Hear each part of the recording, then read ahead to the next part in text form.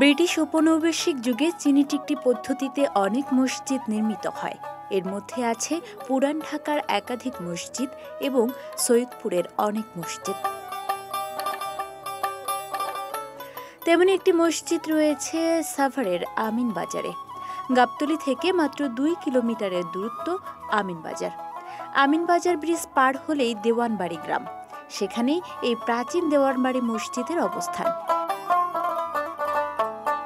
ঢাকা আরিচা মহাসড়ক থেকে পরিষ্কারভাবে দেখা যায় একই স্থাপত্য রীতিতে নির্মিত সাভারের দেওয়ানবাড়ির এই মসজিদটি। স্থানীয়ভাবে চীনি টিকরি মসজিদ নামে পরিচিত এই মসজিদ নির্মিত হয়েছে ব্রিটিশ শাসনামলে।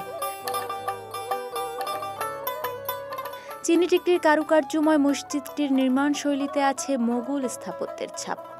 মসজিদে কারুকার্যময় মোজাইকের জন্য জাপানি উপকরণ ব্যবহৃত রয়েছে। মোগল কিংবা সুলতানি স্থাপত্যের নিদর্শন না হলেও মোগল স্থাপত্য শৈলীর প্রভাব আছে এই মসজিদে। ঢাকার কসাইটুলির মসজিদে এ ধরনের বৈশিষ্ট্য লক্ষ্য করা যায়।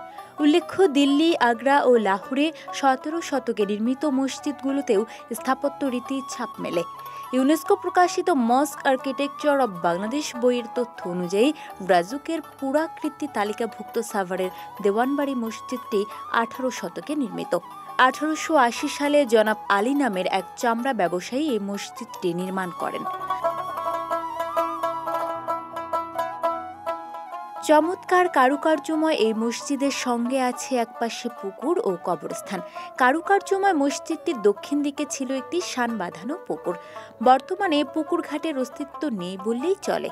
মসজিদ প্রাঙ্গণের পূর্ব ও উত্তর দিকে সে সময়কার বেশ কয়েকটি প্রাচীন বাড়ি রয়েছে। মসজিদের পশ্চিম অংশে প্রাচীন কবরস্থানটি এখনও দৃশ্যমান। একপাশে কারুকার্যময় একটি সীমানা প্রাচীর কোনো রকমে দাঁড়িয়ে আছে। ময়লা আবর্জনার স্তূপের নিচে ভেঙে পড়েছে নামফলক। বিভিন্ন রঙের ছোট ছোট চীনামাটির টুকরা বা চিনি টিকটি ব্যবহৃত রয়েছে এই মসজিদের অলঙ্করণে। স্থাপনার কারুকার্যে চিনি টিকরি ছিল ইংরেজ আমলে খুব জনপ্রিয় পদ্ধতি, আর দেওয়ানবাড়ি মসজিদ হল চিনি টিকরি পদ্ধতির অন্যতম সেরা নিদর্শন।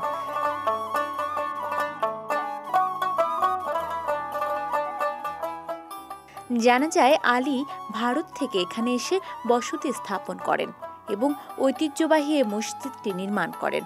মসজিদটি 3 গম্বুজ বিশিষ্ট। এর দৈর্ঘ্য 35 ফুট, প্রস্থ 33 ফুট এবং উচ্চতা 40 ফুট।